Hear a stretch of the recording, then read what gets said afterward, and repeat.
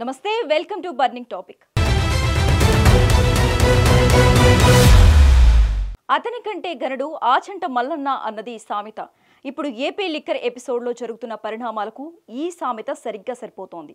ఎవరు దొంగలు ఎవరు దొరలు ప్రజల్లో కూడా చర్చలు మొదలైపోయాయి. అసలు ఈ నకిలీ మద్యం ప్రధాన సూత్రధారి ఎవరు? మందుబాబుల ఎమోషన్తో ఆడుకుని ఫేక్ లిక్కర్తో సొమ్ము చేసుకుంటున్నది ఎవరు? గులకర చెరువుతో మొదలై ఇబ్రహీంపట్నం వరకు ఈ రాకెట్ ఎలా నడిచింది? ప్రధాన నిందితుడు జనార్దన్ చెబుతున్న దాంట్లో నిజమెంత? అసలు ఈ కేసు ఎక్కడ మొదలై ఎక్కడికి పోతోంది? సిట్ విచారణతో అయినా అసలు నిజం బయటపడుతోందా?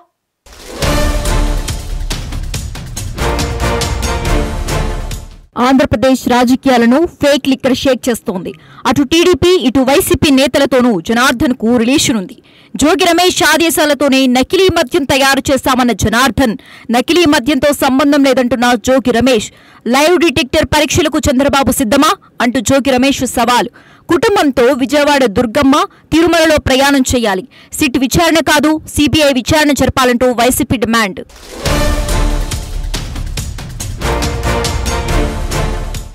ఏపీలో నకిలీ మద్యం కేసులో ట్విస్ట్ల మీద ట్విస్టులు చోటు చేసుకుంటున్నాయి. ఈ కేసులో ప్రధాన నిందితుడు జనార్దన్ రావు విడుదల చేసిన వీడియో రాష్ట్ర రాజకీయాలను షేక్ చేస్తుంది. మరీ ముఖ్యంగా వైసీపీ హయాంలో జోగి రమేష్ ఆధ్వర్యంలో నకిలీ మద్యం తయారు చేశామని, కొత్త ప్రభుత్వంలో నిఘా పెరగటంతో ఆపేశామని జనార్దన్ అంటున్నారు.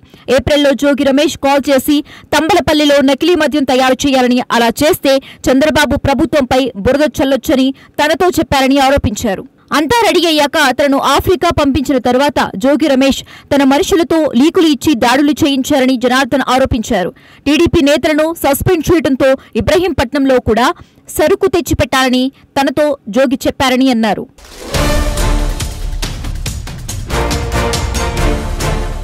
ఇక జనార్దన్ వీడియో విడుదల చేసిన వెంటనే జోగి రమేష్ స్పందించారు.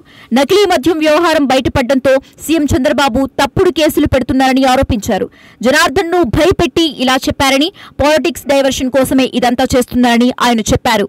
సిట్ విచారణ కాకుండా సిబిఐ దర్యాప్తు కోరాలని ముఖ్యమంత్రిని మాజీ మంత్రి డిమాండ్ చేశారు. లైవ్ డిటెక్టర్ పరీక్షలకు సిద్ధమా అని చంద్రబాబును ఛాలెంజ్ చేశారు. చంద్రబాబు ఆయన కుటుంబం తాను తప్పు చేసినట్లు, విజయవాడ దుర్గమ్మ తిరుమల ఆలయాలకు తాను తప్పు చేసినట్లు ప్రమాణం చేయాలని సవాల్ విసిరారు.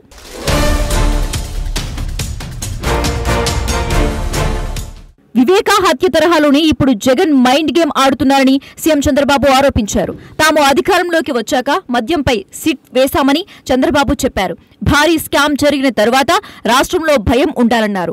భయం లేకుండా బరి తెగిస్తే చూస్తూ ఊరుకునేది లేదన్నారు. విజయవాడ ఎంపీ కేసినేని చిన్ని ఫైర్ అయ్యారు. నకిలీ మద్యం తయారీ సూత్రధారి జోగి రమేష్ అని ఆరోపించారు. నకిలీ మద్యం దొంగలందరూ బయటకు వస్తారని చిన్ని అన్నారు. 2021 నుంచి A1 గా ఉన్న జనార్దన్ తో కలిసి కల్తీ మద్యం తయారు చేస్తున్నారని ఆరోపించారు. జోగి రమేష్ తో పాటు పలువురు సూత్రధారులు ఉన్నారని, వారందరినీ చట్ట ప్రకారం శిక్షిస్తామన్నారు.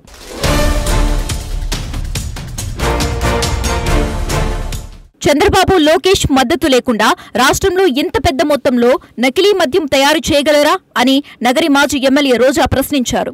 నకిలీ మద్యంలో ఆందోళనలో భాగంగా నగరి వైసీపీ కార్యాలయం నుంచి ఎక్సైజ్ కార్యాలయం వరకు ర్యాలీ నిర్వహించారు. కల్తీ మద్యంపై సిబిఐ దర్యాప్తు జరపాలని డిమాండ్ చేశారు. తమపై నకిలీ మద్యం లిక్కర్ కేసు పెట్టారని, ఇప్పుడు వారే దొరికిపోయారని రోజా విమర్శించారు. జయచంద్రారెడ్డి వైసీపీ కోవత్తైతే చంద్రబాబు ఎలా సీటు ఇచ్చారని రోజా నిలదీశారు.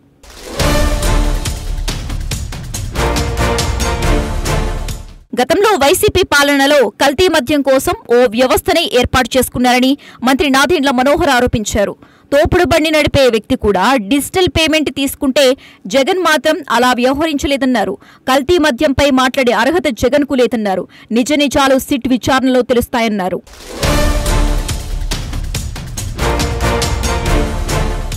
జనార్దన్ రెడ్డి వీడియో బయటకు వచ్చాక జనార్దన్ వాదన సవాళ్లు ఈ విధంగా ఉంటే నకిలీ మద్యం సూత్రధారులు ఎవరో తేల్చే పనిలో పడింది SIT. Eluru range IG Ashok Kumar ను సిట్ చీఫ్ గా నియమించిన ప్రభుత్వం ప్రతి 15 రోజులకు ఒకసారి నివేదిక ఇవ్వాలని ఆదేశించింది. ఇదంతా చూస్తుంటే ఏపీలో ఆఫ్రికా మోడల్ ను అమలు చేశారని అర్థమవుతోంది. ఏకంగా కుటీర పరిశ్రమగా నడిచింది. వేల నోట్లు నొక్కేశారు. ఏపీలో అమ్ముడైన మద్యంలో నకిలీ సరుకు 3వ వంతని ఏకంగా ఎక్సైజ్ శాఖని అంచనా వేసిందంటే నకిలీ సరుకు ఎంత ఘోరంగా ఉందో అర్థం చేసుకోవచ్చు.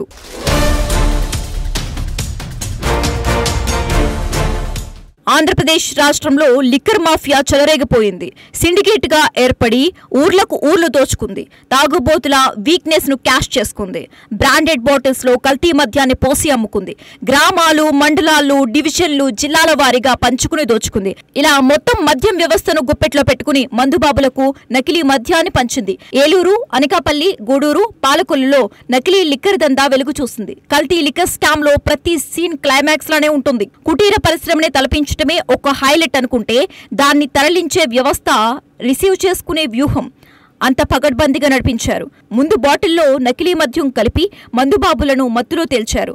నాణ్యమైన మద్యం ఎంత అమ్మినా ఆ సొమ్ము ప్రభుత్వానికి పోతుందని భావించినా తమ జేబులను నింపుకునేందుకు కుట్రలు చేశారు. అందరి కళ్ళు కప్పి చాలా కాలం నడిపించారు కూడా.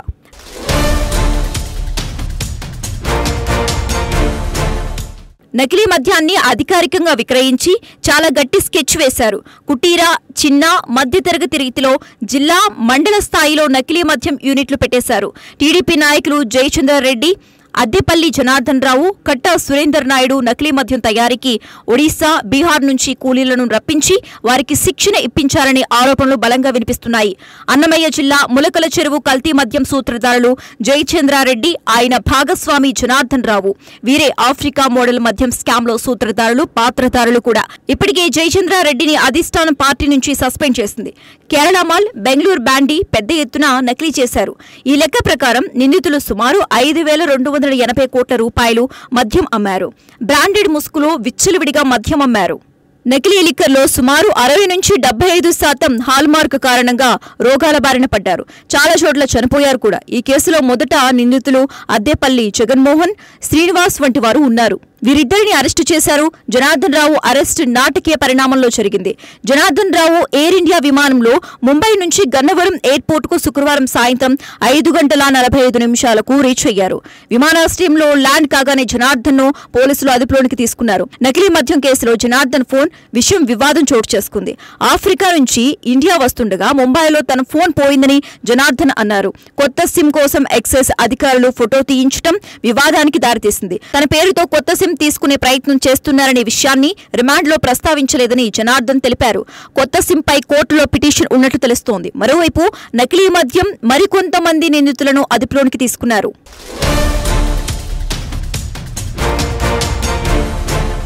ఫేక్ లోగోను సరఫరా చేసిన శ్రీనివాస్ ను A13 గా చేర్చారు. ఇప్పటికే ఫేక్ లేబుల్స్ కేసులో A4 గా ఉన్నారు. ఈ కేసులో A22 నిందితుడు చైతన్య బాబును పోలీసులు అరెస్టు చేశారు.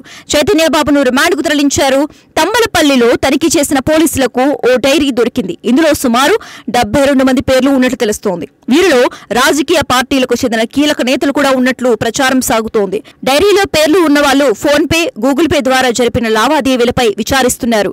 నకిలీ మద్యం సూత్రధారి ప్రధాన నిందితుడు జనార్దన్ రావు స్వస్థలం విజయవాడ.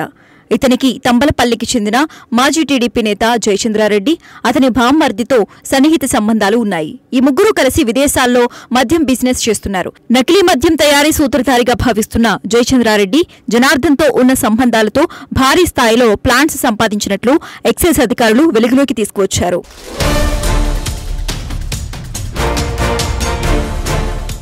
నిజానికి గత ఎన్నికల్లో తంబలపల్లి నియోజకవర్గం టీడీపీ అభ్యర్థిగా జయచంద్రారెడ్డిని ప్రకటించే వరకు ఆయనకు రాజకీయంగా పెద్దగా గుర్తింపు లేదు. ఎన్నికల్లో పోటీకి ముందు సౌత్ ఆఫ్రికాలో జయచంద్రారెడ్డి మద్యం వ్యాపారంలో ఉన్నారు. ఎన్నికల కూటమి తర్వాత వ్యాపారాన్ని కొనసాగిస్తున్నారు. జయచంద్రారెడ్డి జనార్దన్లకు కాలేజీ రోజుల నుంచే స్నేహంతో ఆ ఫ్రెండ్షిప్ తోనే జనార్దన్ కు నకిలీ మద్యం తయారీకి అనుమతి ఇచ్చారనే ప్రచారం జోరుగా సాగుతోంది. జయచంద్రారెడ్డి టీడీపీలో చేరినప్పుడు ఆయన పక్కనే ఉన్నారు. చంద్రబాబు బీఫామ్ ఇచ్చే సందర్భంలో కూడా జనార్దన్ పక్కనే ఉన్న ఫోటో బయటకు వచ్చాయి. ఇక జనార్దన్ రెడ్డి బామ్మర్ది కూడా ఈ కేసులో కీలకంగా మారారు. తాజాగా గిరిధర్ రెడ్డి పేరును నిందితుల జాబితాలో చేర్చారు. ఎక్కడెక్కడ తయారు చేయాలి, ఏ వైన్ షాపులు, బెల్ట్ షాపులకు తరలించాలి, గుట్టు చప్పుడు కాకుండా బార్లలో కలిపేయాలి, తయారీ నుంచి ట్రాన్స్పోర్ట్ వరకు పక్కా ప్లాన్తో ఉంటాడు. ఎన్టీఆర్ జిల్లాలో ముందుగా విస్తరించారు.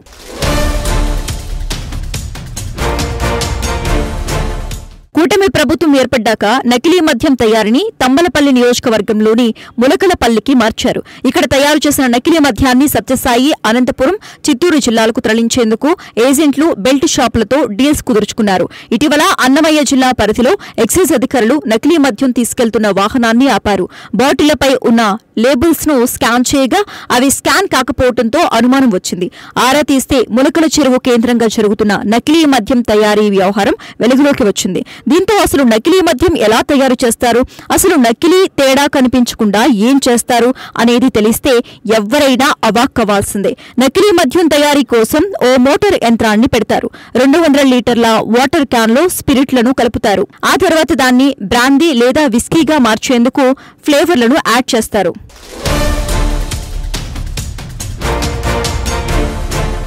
మామూలుగా స్పిరిట్ కొనుగోలుకు లిమిట్ ఉంటుంది. అయితే వీళ్ళు మాత్రం తెలంగాణ, కర్ణాటక వంటి రాష్ట్రాల నుంచి అక్రమంగా స్పిరిట్ ను కొనుగోలు చేస్తున్నారు.